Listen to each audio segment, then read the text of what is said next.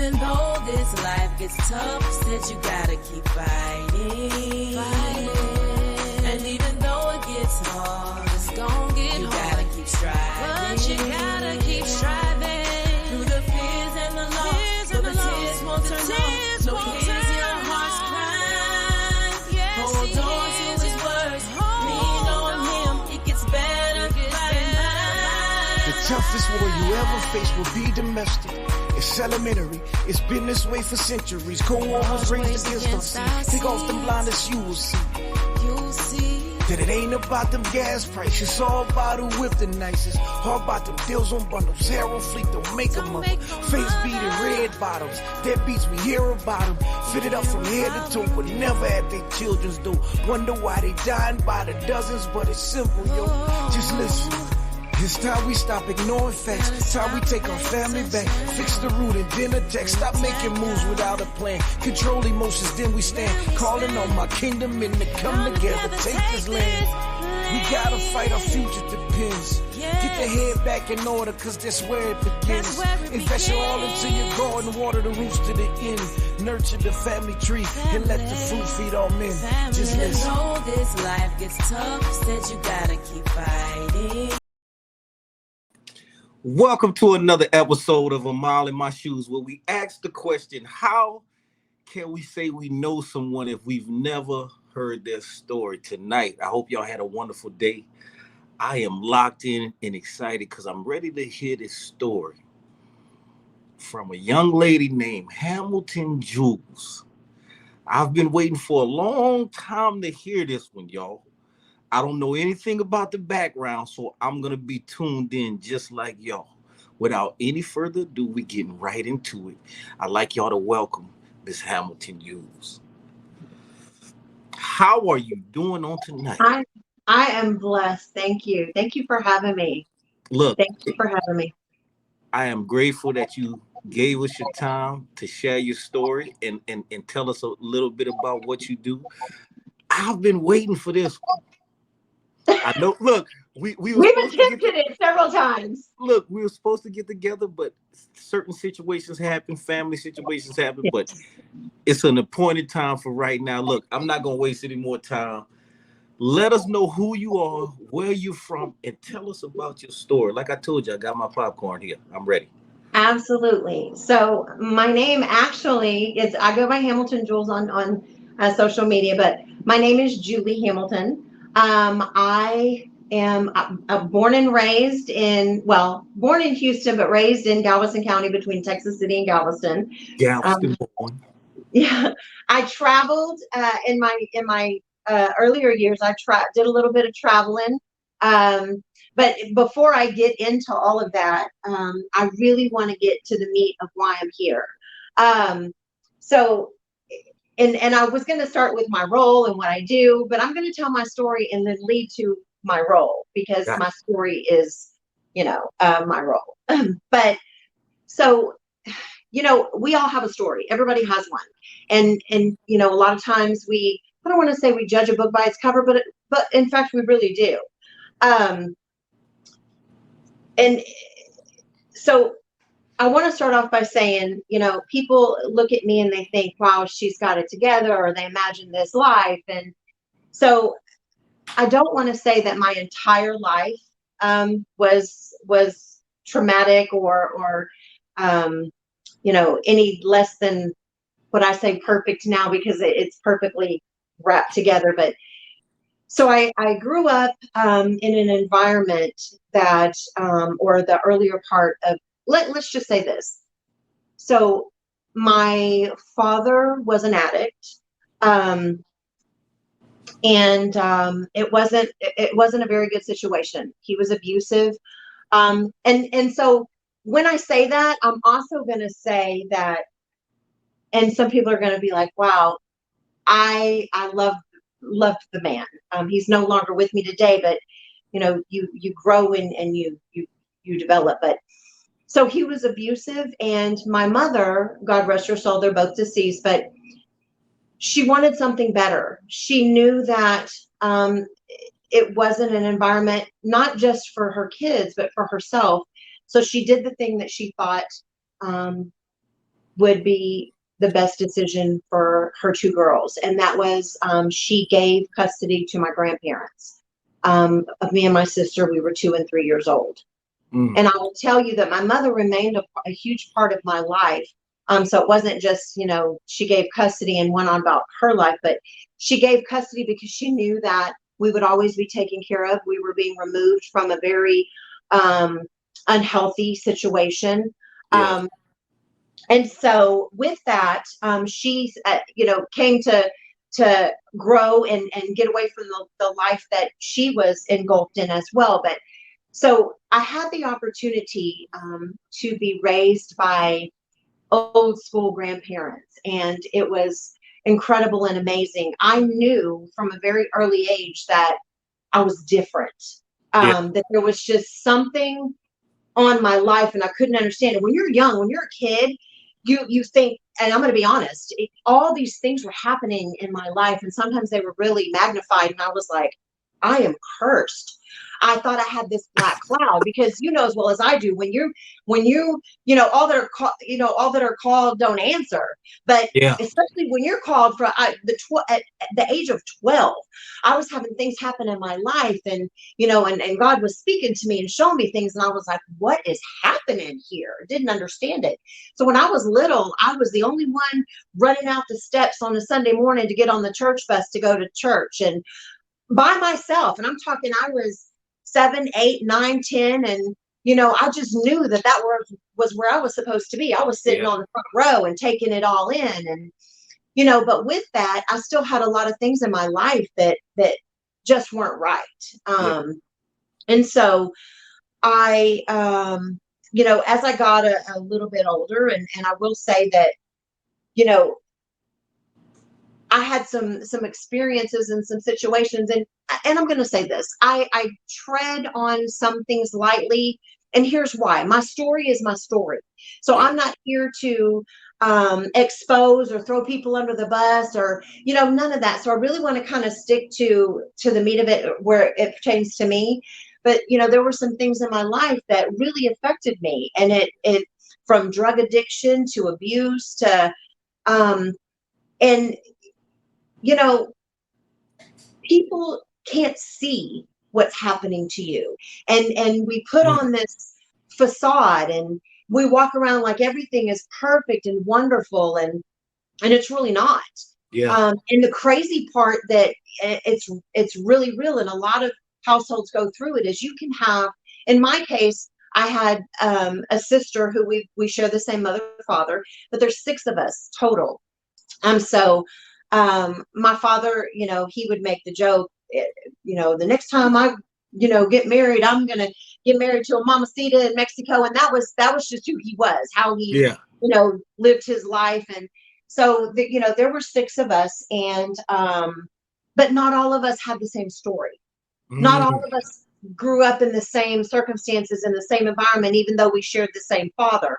You know, with me, it wasn't, I didn't have him in my household. It was broken promises and falling asleep on the couch waiting for him when I was a little girl to come pick me up with my lunch bag, and he'd never show up. And, you know, so I had all of this trauma, and I had brothers and sisters who later on, as he got remarried and had other kids, where they grew up with him in the household. It wasn't perfect, but they had that father figure.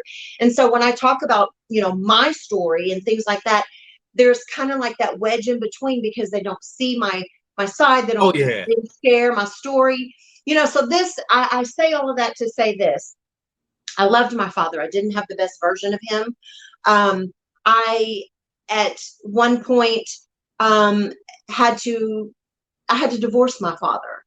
His lifestyle, as I got older, he was in and out of my life, but I had to divorce him because his lifestyle was killing me.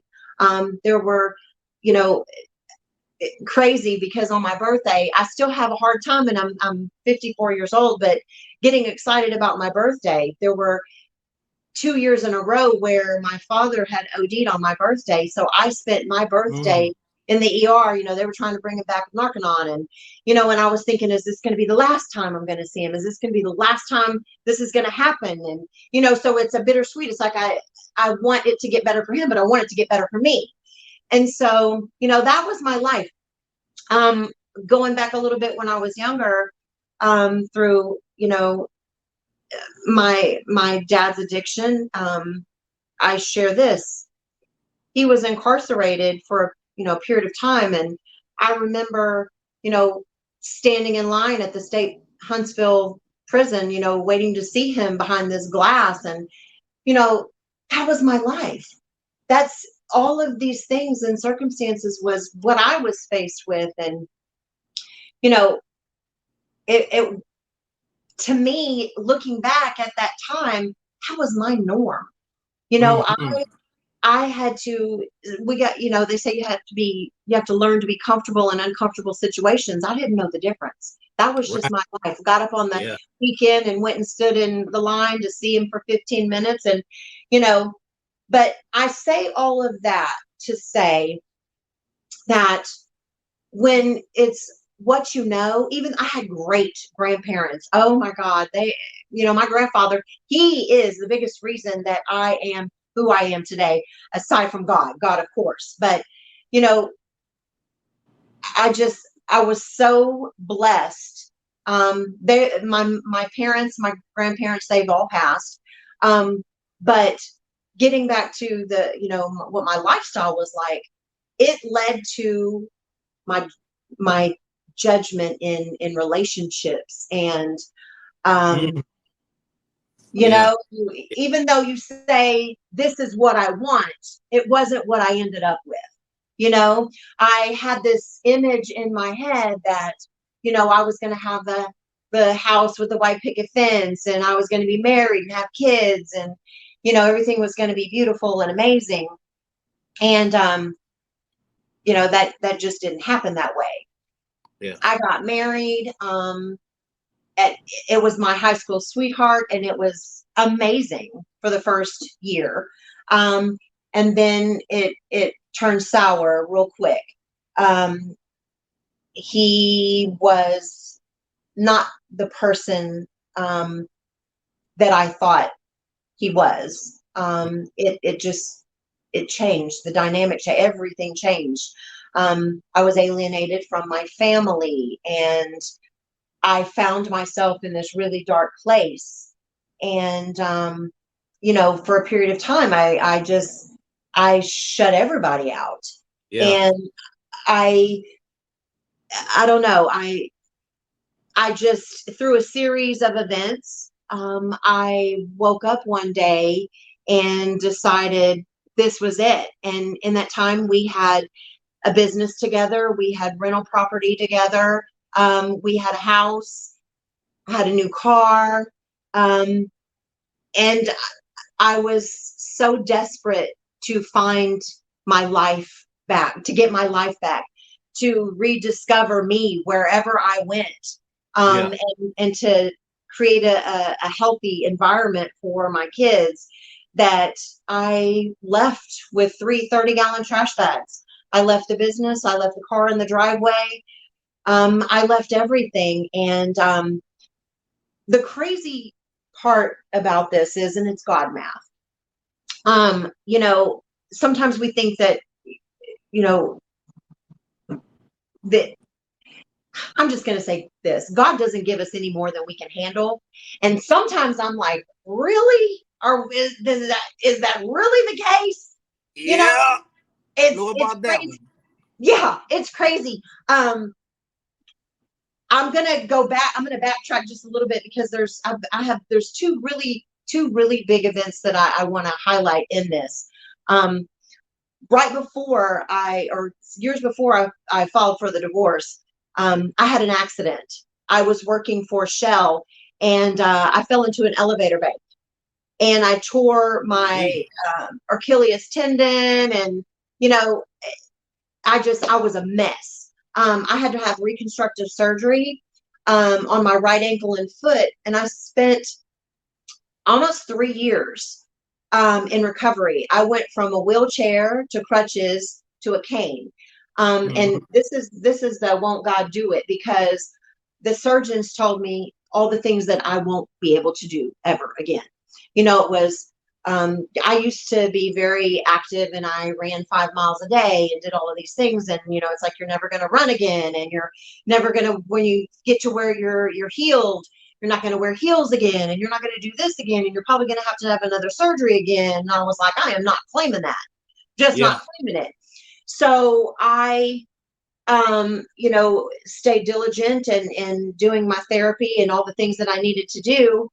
And probably about 2 years in, I decided, I don't care how crazy I look, but I'm going down to the track. And if I got to run 5 steps and walk and 5 more steps and walk, I'm going to do my 5. I'm going to do my 5. And my 5 is going to turn to 10 and 20. And so I went to the track, and it took me about a year, but I was running again.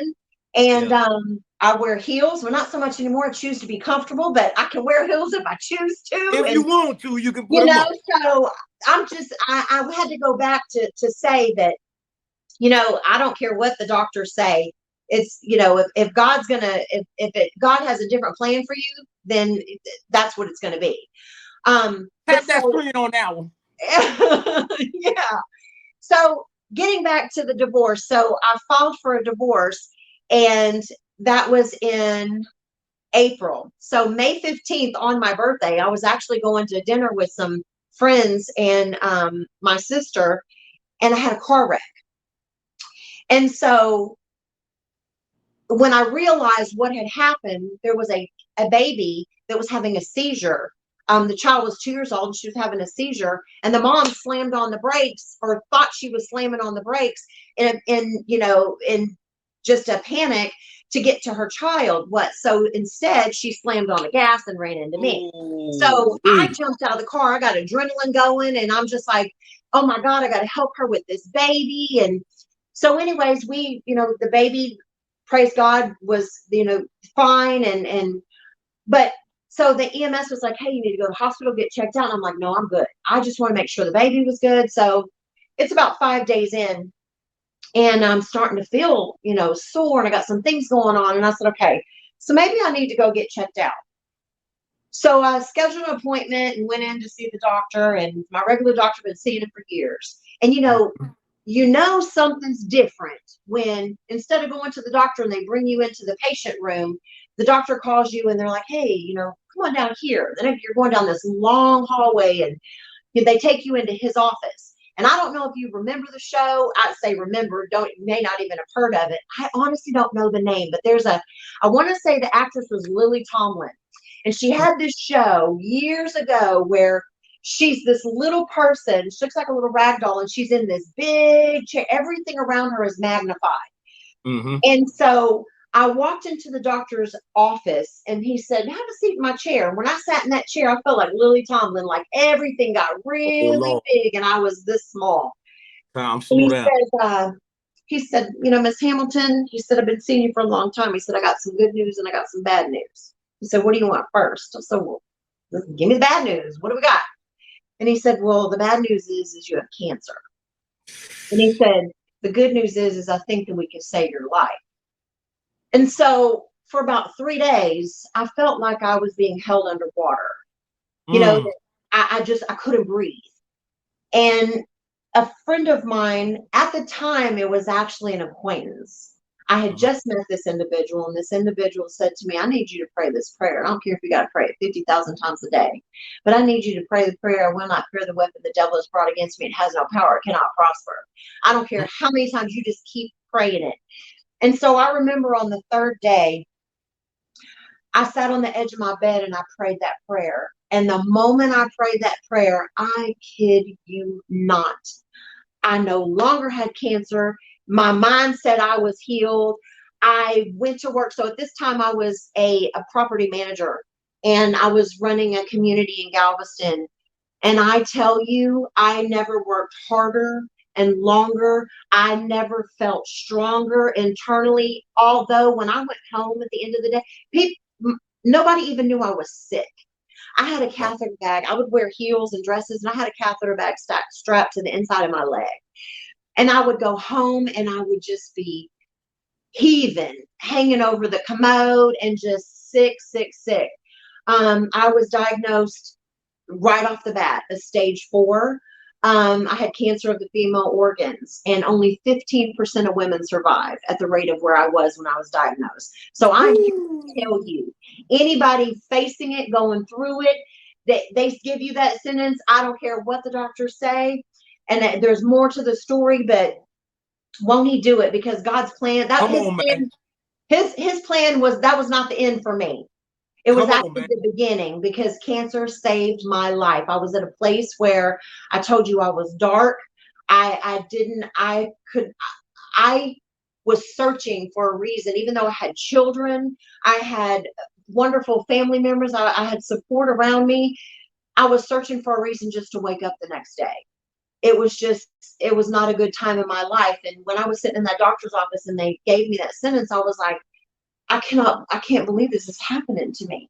But on that third day, when I prayed that prayer, I promise you, I heard God say, just don't hold on, just be held. I got you. I got you. And I was sitting in. Wait. Hold on, man. Hold on. She say, don't hold on, be held. We got to pause for a minute on that one. I need somebody to type that one real quick. Ooh-wee.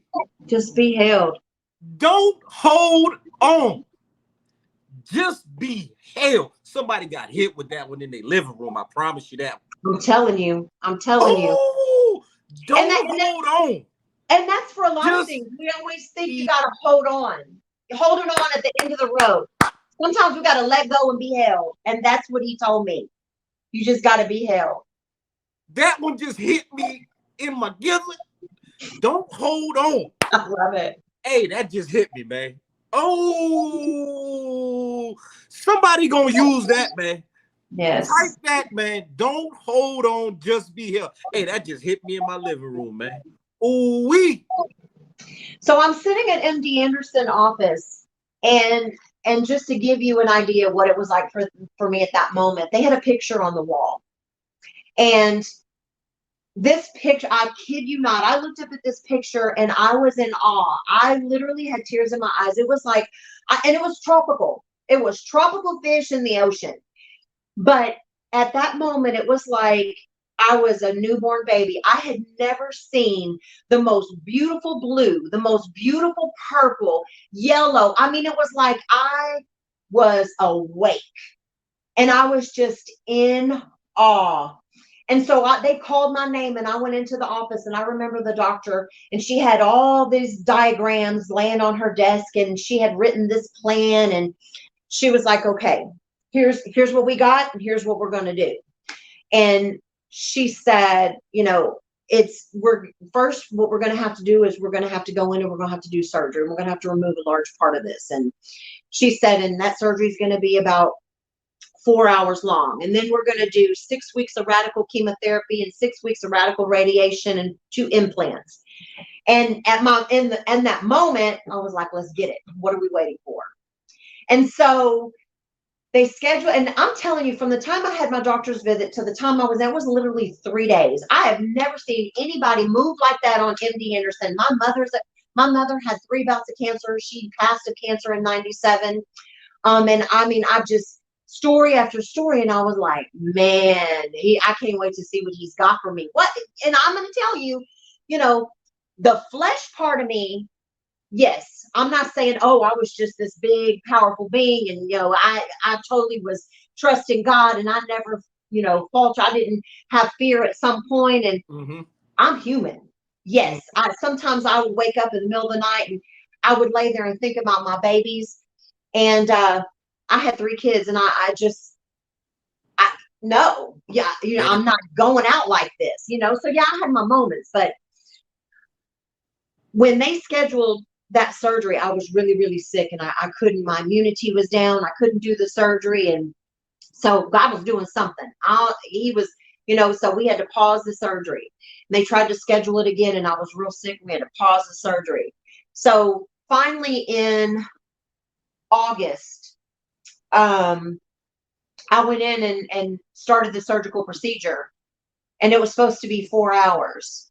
And 8 hours later, I'm waking up in recovery, and she says, Miss Hamilton, she said, you're in recovery. She said, I just want you to know that when I got in there was a whole lot more than I anticipated. And, but I got it all. I was in surgery for 8 hours. Wow. And so I went home and of course had a lot of follow-ups and, medications and things to build my immunity. And I was just, it was a terrible, beautiful situation. I'm just going to say it like that. So when I went, terrible, beautiful it was situation. terrible, Hey, beautiful. hit me with some nice ones, man. Somebody type that one, man.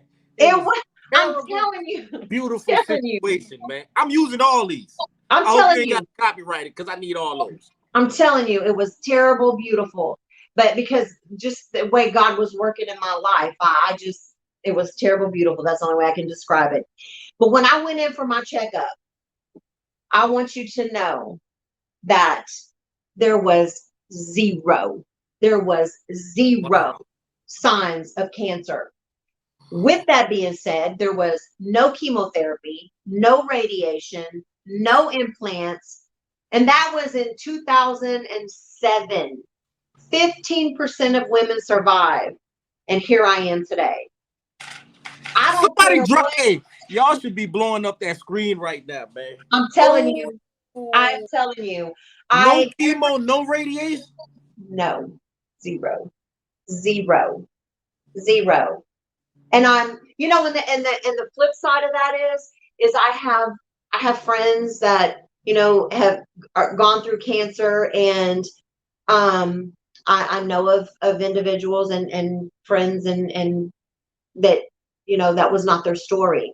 And that part of me, I've struggled with for a long time, because I say, why, what is it about me? And why didn't they have the same opportunity? And, when I found myself questioning, I'm like, I'm questioning God's work. I can't do that. That's not for me, but I can tell you this. I am so grateful, and I mean this from the bottom of my heart, and anybody that knows me knows it. I am so grateful for my cancer. I am so grateful for my failed marriage. I am so grateful for the journey that I've had, and all of the little things and the big things that you guys don't know about, because I don't want to get it. I want to stick to the meat of it. But I'm grateful for all of it, because it has shaped and molded me to who I am today. Those things do not define me, but they have transcended me into the person that has allowed me to use my circumstances, to use those things that were meant to destroy me and take me out, to empower and to inspire and to educate, because of who God is, other people. This journey, in my role at work, I am a service coordinator. I help individuals to find a job, get training, but I'm also a point of contact for young adults, youth at risk, 16 to 24. And I want to tell you, when you see me in my moment, like I'm talking right now, the spiritual gifts that God gives, it is passion and power that he gives us to build his kingdom. And I'm telling you, that is what I use to reach these kids. I go into school districts. I have a partner that I work with, and I'll just say this, okay? There's been so many situations in my life where I've been given, God said, hey, I want you to do this. And I'm like, okay, God. And whether it's in my job, so in my job, in my role, we didn't go out into the community. The kids, we service the young adults when they come into the office. Well, young adults don't know we're there. They think we're the unemployment office, or, they don't know who we are, what services we provide. So I was advocating, we need to get into the streets. We need to get out there. We need to go meet them where they are and bring them into us. And if we can't bring them in, we need to, service them there. So we fought for that. In January, we were allowed to start going out into the communities. So we started going into the school district, the juvenile justice center, we go to CPS court. And we built relationships with our community partners, and we go in and provide them, we tell them who we are and how we can provide them. But with that, I also share my story, because I think that's important. A lot of people in my industry may not agree. They're like, you're out there to go and say, hey, this is the service that we have and how we can help you. And I know, because of my younger me, that I didn't need somebody to come and say, hi, here's a book and here's how we can. I needed someone to say, let me reach you. Tell me what's going on with you. Tell me your story, because I can't service you. I can't help you unless I know where you're coming from. So it's important for me to get out into the community. And let me tell you, so especially when I go into the schools that are they're challenged, and I get up and I share, I say, hey, let me, who I am. And these kids are looking at me like, what's this old gray-haired lady got to share with me? What's she going to say? And so I got permission, from the principals to share my story, a part of my story. And I'm telling you, my coworker was like, girl, when you talk to these kids, they're captivated. They're, and I don't say that to toot my horn, but I say that to say that's what they need. They need someone to keep it real. They need someone to say, we got it. We all have a story. And if they don't know you've been through something, they're not trying to hear. Yes, absolutely. And this generation has been through some a lot. Yes. And they need to all day warfare. Yes. And the thing about it is a lot of them don't have a cheerleader. They don't have a support system. They don't have anybody to say, hey, it's okay. You are where you are, but okay, come on, and this is, my coworker says this, you got about 45 seconds to have your little moment, then I'm gonna need you to put on your big girl panties and we're gonna move on. So they need somebody to say that. You have your moment. But I'm here because I tell them, look, it's a partnership. It's 50-50. You do your part, I'm gonna do mine. I promise you, at the end of the day, I'm still gonna be here. I'm probably gonna be here before you are. Yeah. And it's changing lives, and I love it. I have about 1,000 kids out there. 1,000, I'm telling you, yes. All of the kids that I come into contact with, I have developed relationships with them. Oh, I see Saritha. Yeah, 45 minutes, Saritha. Shout out to my big cousin Saritha. I see you out there, man. That's yes, she's my coworker. That's my partner right there. Yeah. Shout out to Saritha, man. But y'all be out there taking over like that? Yes. Taking over like that. Why you didn't tell me y'all was out there being superheroes? Because I had my cake, because there's villains out there too. When you're out there trying to be a superhero, I don't need anybody getting in my way, throwing a fork in my cereal bowl.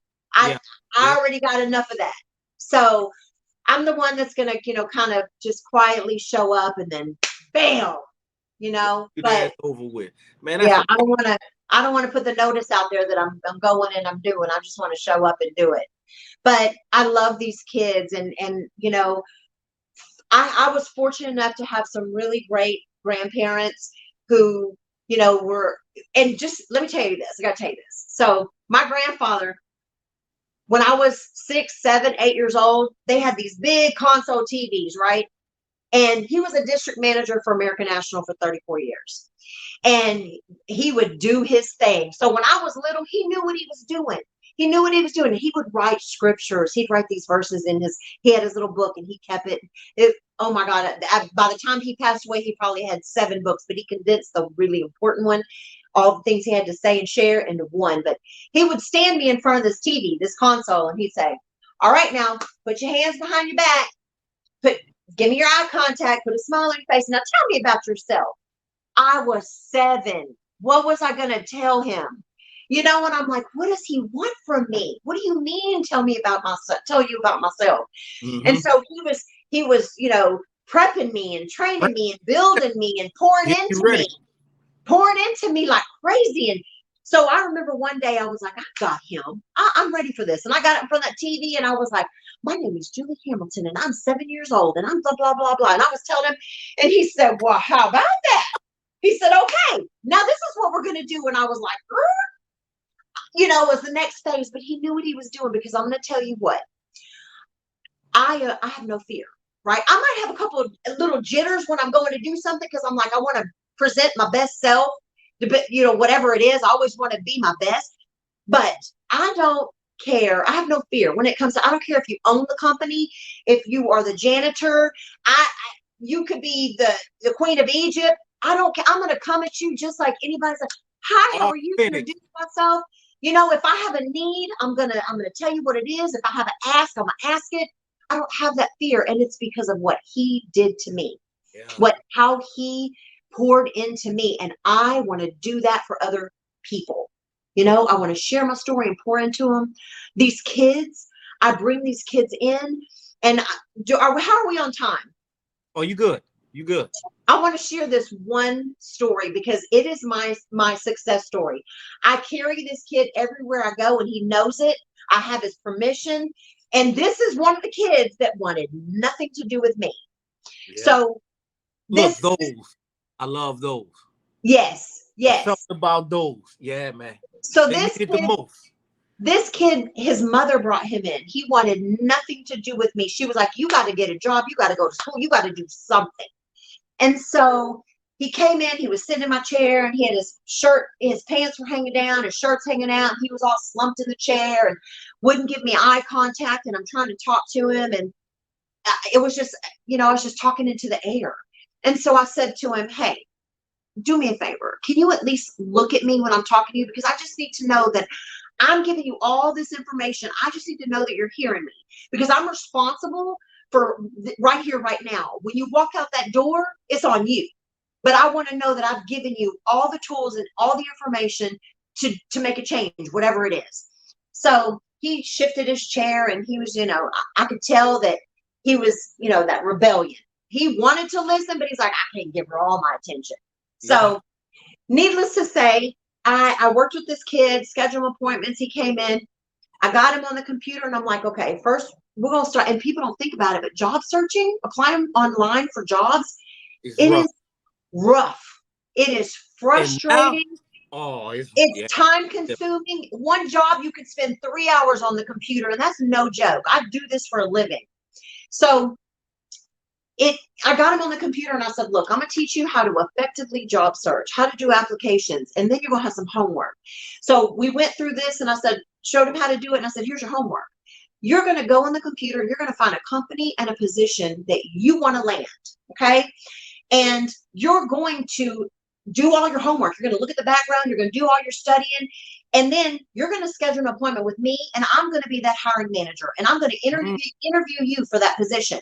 You're going to tell me what it is and we're going to do the interview. So he's already been through the applications. I told him, submit applications all over. I don't care if you don't want the job. It's you're putting tools in your tool bag because if you get a call, you're going to do an interview and it's going to be your best interview, but you're probably going to get 10 no's, 20 no's before you get a yes, right? So he's doing all this. Well, then I get the phone call from him. He's ready for the mock interview. And so he comes in for the interview, and this is no joke. Saritha, all my people can testify. He comes in for the interview. This kid's got on khakis, a polo collared shirt, a belt. He's got on a bomber jacket, some dress shoes. I was like, who is this kid? He was ready. So I go in my office and I'm waiting because they already knew he was coming. So he comes in and they send him over to my office. He knocks at the door. I open the door. He extends his hand out and introduces himself to me because remember, I'm the hiring manager for this company. So he sits down, we go through the interview, and let me tell you, so I work with 30, 40, 50-year-olds. They've been in the industry for years, been at their job 20-something years. Maybe they just got laid off, right? But they're seasoned. Mm-hmm. This kid interviewed 85%. 85%. And remember where we started. I was blown away. He did his homework. He had an answer for every question, and not just a answer, the perfect answer. I told him, if I was really the hiring manager, he would have got an offer letter. Where you want to start? Where you want to start? He would have got, yes, that day and been like, how about that? Sign the dotted line. Let's go, And so, do you want to know the first question he asked me? He said, hey, can you tell my mom? Because I told him, you scored 85%. I said, you are on it. You had answers to questions that stumps grown folk. When I'm like, tell me about yourself, he didn't say, you know, I got a brother and 2 sisters and a cat, and I'm into art. He told me about himself. He brought it. All of the needs that the employer was looking for, the skills, the abilities, he brought it. I was so impressed with this kid. And I told him that. And he's like, can you tell my mom? I'm like, absolutely. Let's call her. Yeah. But here's the kicker. He said, there's more. And I said, what do you mean there's more? And he said, you remember how you had me on the computer and I was doing all those applications, doing all those jobs? I said, yeah. He said, I got a job. I've been working for 2 weeks now. I said, why did you not tell me? And he said, because I needed this. That's not where I'm stopping. I need more. Wow. So this kid is the kid that wanted nothing to do with this white-haired old lady. He comes in once a week to hug my neck. If I'm on the phone, he'll come and wave, get my attention. And I have 999 other ones just like him. And that's what's lacking is, these kids through COVID went through so much. I mean, it's changed their social abilities. They're, and I'm just going to say it, they're lazy. Why are they lazy? Because they didn't go anywhere. They didn't do anything. Yeah. They sat in a house for a whole 2 years or whatever. And, there was no interaction. They don't know how to communicate. They don't know. So my whole point is I use all of those terrible things that were meant to destroy me so that I can reach kids just like myself. I wish that someone had have been there to say, hey, this is, I'm like I said, I'm totally grateful and I own everything that happened to me and I'm so grateful for it. But they're lacking, Yeah. and they need someone in their court, and that's who God has placed. Look, me. all they need is somebody to see something in them. Yes. You have the ability to see something in it. It's something when somebody sees something in you. But that's the thing. But that's the thing. That's just like I said, starting off, when people look at me, they judge a book by its cover. I can't tell you, and I don't want to get into it because it's a whole nother realm, but people will come into the office and they'll look at me and they're like, I don't want to work with her. I want that lady over there. And because they see me and they automatically assume that I'm going to be, this snooty lady who does. But when people walk into my office, I look past the exterior. I want to sit down and have a conversation with you because it deserves a conversation. I want to know where you're at, what your needs are, because I can't give you, people come in and they go, I just need a job. Well, everybody needs a job, but I need to know where you're at, what got you here, so we can, address those things and then get what you need to be able to be job ready and then get you a job. Yeah. So it's, it takes a different heart to take that time and actually care. I love it. I'm telling you, at the end of the day, sometimes I am so stressed out. Sarita, look, that's my song. At the end of the day, sometimes I'm whooped. Like I have my hair thrown up top of my head. I'm like, oh my gosh, I just need a refresher. But I live for it. If I can change one life at the end of the day, I'm blessed. Yeah, it's more valuable than any money, any gold, any silver. I'm blessed. I'm blessed. Wow. What a story.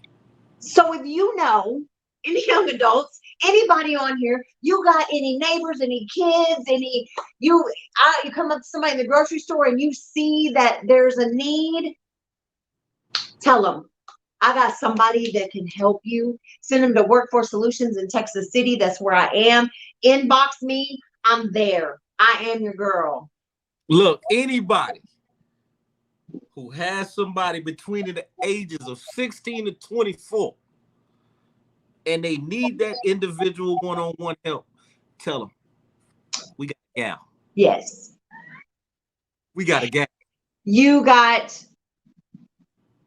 5-10 minutes, call me, message me.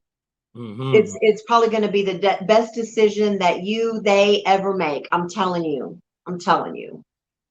That's amazing. I'm a girl. Everything that you went through, you turn that all around and start pouring into others. Absolutely. Absolutely. All of it was Absolutely. for Absolutely. You know, and I'm gonna just end it with this. I have 3 children, and they've been a witness to so much more than I've shared today. And I'm also so grateful that they walked that journey with me, because my children are, and this is not a whoop, whoop, I am blessed. My children are amazing. They are good human beings. They are kind. They are not perfect. Do not get me wrong. Do they get mad? Do they have a moment? They do. But their heart, oh my goodness. They have such a good heart. They're good people. And they use what we went through as a family. They use our journey. You know, we're always talking about how, oh my gosh, I cannot believe that person just said that or did that, or do you see what they're doing? Because we recognize that's not the way that you treat people, or the way that you act, or the way, you know. And I have such good kids, and I'm so blessed. And they say to me, and they get it, but they say to me, Mom, because I can tell you what I do, and I'm not saying this in a really bad way, y'all, but what I do, there's not a whole lot of money in it. It's nonprofit. It's, you know, my kids are always saying, Mom, don't you want to, you know, make a little bit of more money? Because like, and especially today, I struggle, right? But this is a reminder, because when I take you back to Jesus, Jesus didn't ride around in a limo. He didn't have a helicopter. He didn't, you know, have all these fancy clothes. And he just, his purpose was reaching people. And he didn't go to those who were well, and he didn't go to the well-established homes and where'd he go? What people did he seek out? sick. And it's not about the money. And I tell my kids, you know, yes, I get tired of struggling, but the reward is so much greater. We always have what we need. God meets our need every single time, every time, every time. I ain't lost nothing every single time. So it's not about that. So I'm just here to say, if you're struggling, God's got a purpose for you. If you put the focus on your passion and your journey and your purpose, all that other stuff is going to be taken care of, because that's, you know, that's God. Somebody get the sheets. Somebody didn't pass out. Somebody passed out. You didn't preach the whole sermon here. Just want to let you know that. Hey, you know what I did during COVID? Look, I get all excited. I could talk about some Jesus. I got God math stories.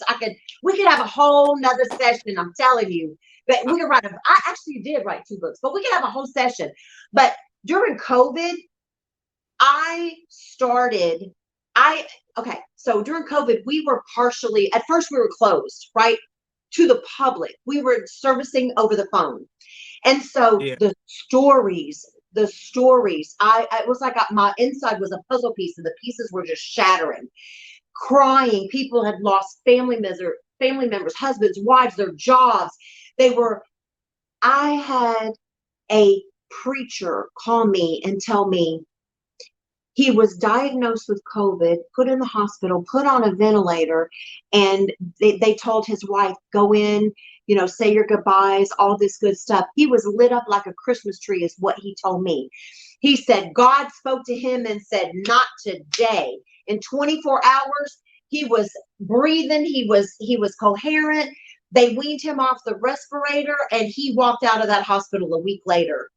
Wow. And so testimonies and stories. I was praying with people over the phone, and I was a whole different dynamic. I started a prayer board, and that was 3 years ago during COVID. And that prayer board is still there today. It actually was the back of one of those hanging calendars. So it's like, I don't know, 2 feet long, 2.5 feet long. And it's the blank pages. And people, I would say, what do you need? What do you need prayer? And I wouldn't write their whole name, but I'd write their name and their initial of what their prayer is, and put my hand on it. I'm praying for, I mean, it's just, that's my thing. If God is not a part of my walk, whether it's my job, it's my relationship, it's my kids, I'm gonna fail. It ain't gonna happen. It's not gonna happen. It's not gonna happen. She got that fire on her, y'all. Look, Evangelist Jules, look, ready to go out and reach and save everybody. That is my goal. My goal, I see when I had checked this out. So look, that's how I could keep going. So I had a male friend he was my male best friend for 24 years. And he was a womanizer. And this is back in the day. He was a womanizer. He was an addict. He was all these things, right? And he got clean and he turned his life around. And him and I did a single moms group and we did a Pathfinders group in the church. And so one day I called him and I said, I got to tell you something. And he said, what's that? I said, God told me to tell you you're going to be pastoring. And he said, I love you, but I'm sure that God didn't tell you it was going to be me. And I said, I'm telling you, he showed me, I saw you on the stage. You were just in it. God showed me you were going to be pastoring a church. And he said, okay, Julie. I said, I'm telling you, pray about it. I'm telling you. So long story short, it was probably about a year and a half later. He had gotten into a relationship. I had moved. I ran into him a year and a half later at a Little Chief. And I walked in the door and he said, he had this grin on his face and he tilted his head and just shook his head. And I said, what are you doing? And he said, I got to tell you something. He said, the last time we spoke, you told me I was going to be pastor at church. He said, well, I'm actually a youth pastor. And I said, I already knew it. You the one that didn't believe it. I already knew it. So I mean, I'm telling you, I see myself one day. I said, I see myself. Gosh, I could be 99 years old and I'm not going to give up because I know if he gave it to me, he's going to bring it through.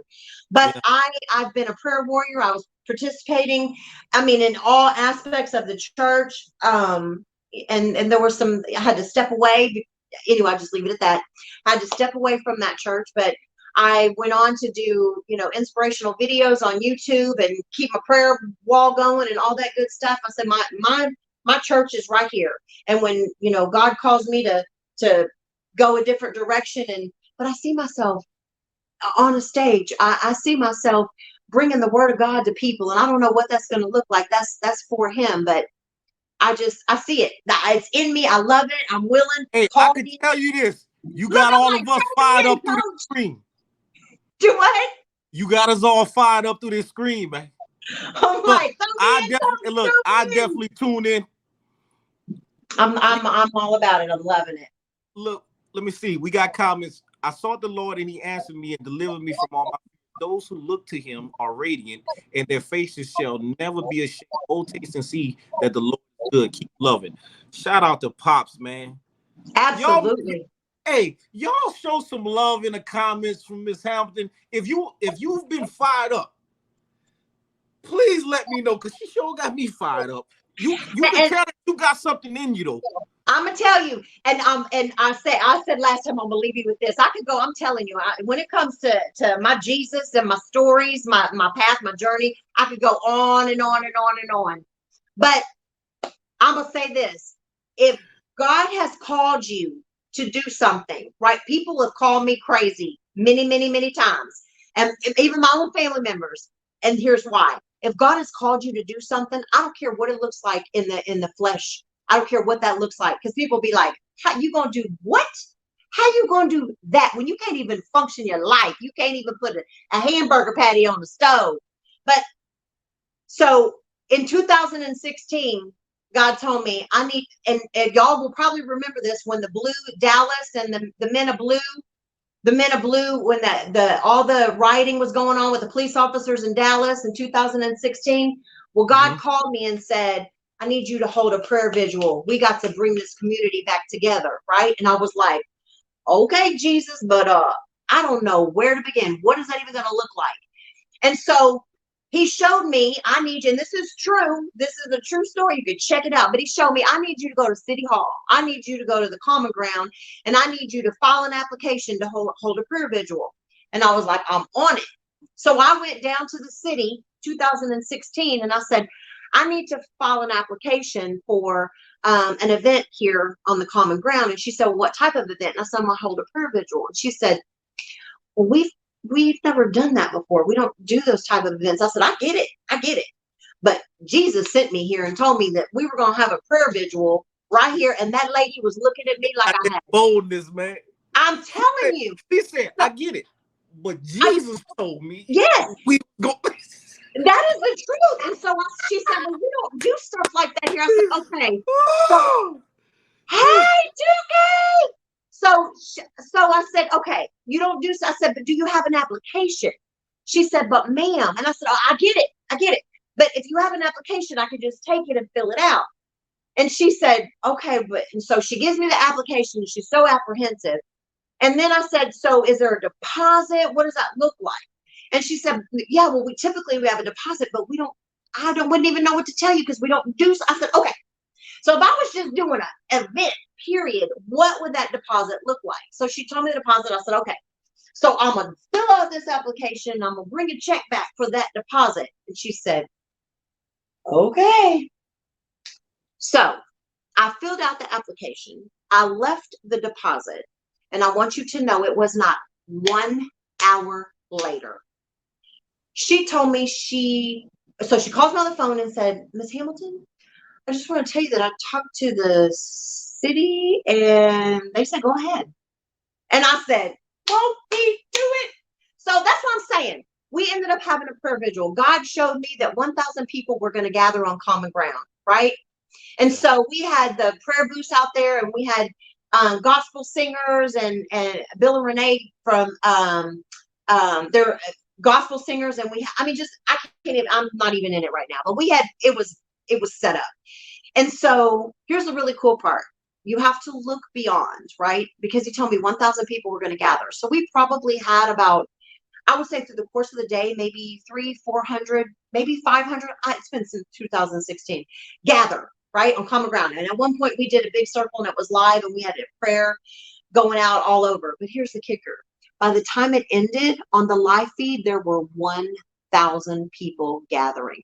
So when God says he's going to do it, it may not be how you think he's going to do it, or it may not be what it would look like to you, but he's going to do it. And he's going to do it his way in his timing. If he said he's going to do it, he's going to do it.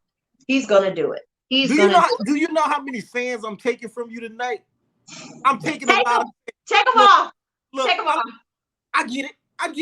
But Jesus said, look. And I say that all the time. I always tell people, I know you're gonna think I'm crazy, but Jesus said, and I gotta use that, man. I gotta use that. Hey, that should be on a t-shirt. I get it. But Jesus said, you know what? I'm gonna make one. I'm gonna make a t-shirt. Hey, make two. Send me one, please. I will. You got it. I get it. But Jesus said. Yeah. Man, if you make that shirt, I think everybody will buy that one. I get it. But Jesus said, yeah, I'm gonna put it out there. Teresa, I'm gonna put it out there. Make sure she send your cousin the shirt. I get it, but Jesus said, I'm wearing it. Oh, she'll remind me. Trust that. I'm wearing that, man. Yeah. Hey, I could truly say you are definitely filled. I could feel it from across the screen. Like that type of love and joy. It's all God. Come through his spirit. Yeah, man. It's all God. Hey, that only can come through him, man. You can't fake that and you can't make that up, man. That comes from someone who didn't spend some time with Jesus himself. I'm telling you, people will walk in the door. You can ask Aretha. People will walk in the door and they will say, in tears, we've had it. And they'll say, we had someone tell us that they were just about to take their own life. And God said, I'm going to need you to go there. She says she walked in the door, walked right over to us. And I was like, open arms. Let's give you a hug. Let's sit down. Let's talk. And they're just like, oh my God, you could just see God all over you. And just, people, that's just something you can't fake. You can't fake. No. And that's part of my prayer. I ask God, when people see me, let them see you. Let them see, because I'm nobody. I am nobody. Hey, but Jesus, it's amazing because I know sometimes we feel it's the and thou art thou. No, it's the love. It's that love. It's that. Come on. You can't fake it. That's all I can say. You can't fake it. You can't fake it. There's no way to fake it, man. Absolutely. Absolutely. Hey, that's a certain love that is different, man. Oh, you can't touch it. You It's can't. different. Agape love. When you think about the greatest love in the world, magnify that by a million. I mean, you can't touch it. You cannot touch it. Yeah, Can't touch it. look, that's a love that comes through death. Like I know what you didn't have to experience in your life to be able to love like that. I'm just tell you that. Yeah. I'm grateful. I'm grateful. I'm blessed. Mhm. God is good. Look, again, we have all been blessed by you. Any closing statements, man? Because I know the people have been blessed, man. One more time, if y'all been blessed, drop something in the comments. Leave some hearts, man. Let us see the love, because we felt the love from you. Believe it. Well, thank you. It's all God, I'm telling you. I appreciate all of you. I really do. I just, this ain't about me. It's about sharing my story. And like I was sharing with you earlier, if I can share my journey, even a small part of it, somebody may be going through something, and it lets you know that you're not alone. And yes, you do. And remember this, if nothing else, you don't have to figure it out. When you feel like your life is falling apart, it's falling into place. And everybody will always tell you, and I was guilty of it too, saying, come on, I'm going to just need you to hold on.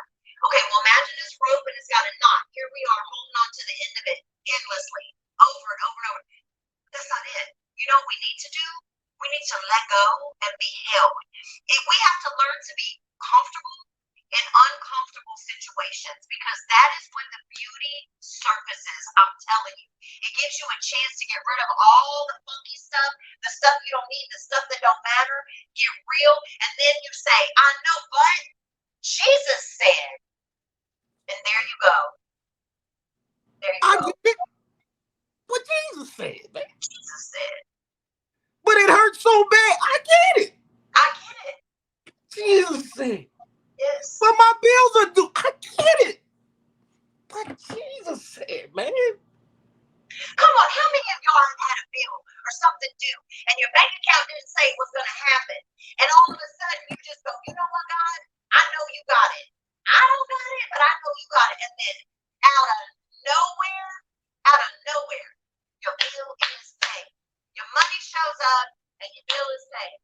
And he said, all I needed you to do was trust me. Trust me. Just trust me. Before I'm so grateful that you invited me on. I'm so grateful. Thank you so much. I told it was gonna be whenever time it came, it was gonna be perfect. That's all I know. I never rush it, because I know it's whatever that time is, it's a point. Somebody on this day, today, on this live, needed to hear this right now. Absolutely. I promise you. I know I did. Thank you so much. And if you have a twist, I could go on. I could tell you some Jesus journeys, that's for sure. Jesus math. We can have some stories. Hey, this is what you're gonna have to promise me, man. Can we get a part 2? We can get a part 2. We can get a part 2. We can get a part 2. We can get a part 2. Hey, and think about that idea with the shirts, man. You'll be the whole world. So I have something brewing, right? I have something brewing. So maybe in the part 2, it may be a little premature by the time part 2 is, but maybe in the part 2 I'll be able to share some things with you, with all of you. But yeah, so we can get a part 2. I'm looking forward to it. You see the comments, huh? Part 2. Much love, you guys. God's gonna do big things in your life. Don't give up. Don't look what's right in front of you. I tell my oldest daughter all the time, because there's big life things happening out there, folks. To all of us. And it's not the same for everybody, right? But emotionally, what seems little to you is because it's mine. It's big, but it's not for you. God allows things in our life so that we can remember who He is, right? If you don't trust Him, and this is what I say, right? We got people in our life, and I'm like, why am I putting my faith in this person? Why do I keep trusting and believing, right? If you're going to put your faith and trust in anybody, right? Because he's always going to show up. He's never changing. He's got you. It's already done. But what stops it from coming to pass is you putting your faith and trust in something else. You got to look up. You got to give it to him. Allow him to do the work. Quit taking it back.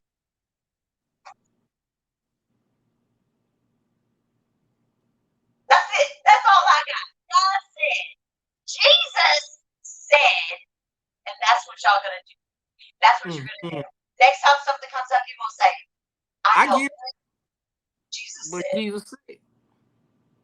I get it. What Jesus said. Jesus said. Yep. We thank you. Look, I want to tell you, I appreciate you. I appreciate you. And encouraging the body.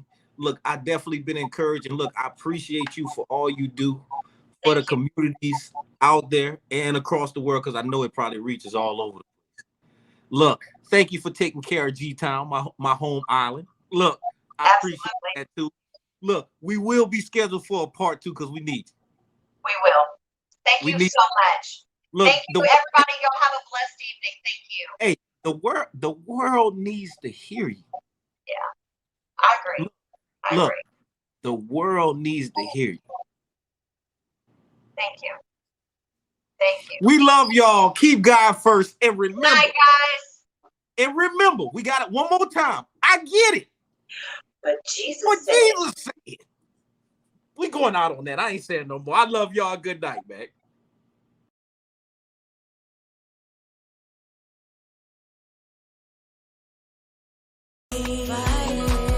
And even though it gets hard, you gotta keep striving. Through the fears and the loss, so the tears won't turn off. So he hears your heart's cry. Hold on to his words. Lean on him. It gets better by and by. And to my queens, I see y'all in a different way. It's more to y'all than posing pictures on your Facebook page.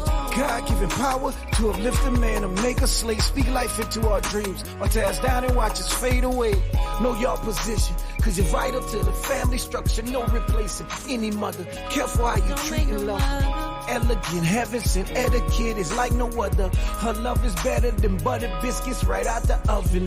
Know who you are, don't let this world define. Shape or mold you, God's daughter, queen of nations. There's no box to ever hold you. Life creator, womb protector, heaven sent, love injector, backbone, best gift ever, worth more than hidden treasure.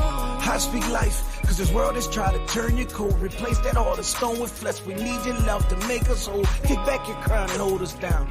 Together, we won't fold. Get back to love how God intended. Change to make this family whole. Even though this life is tough, said you gotta keep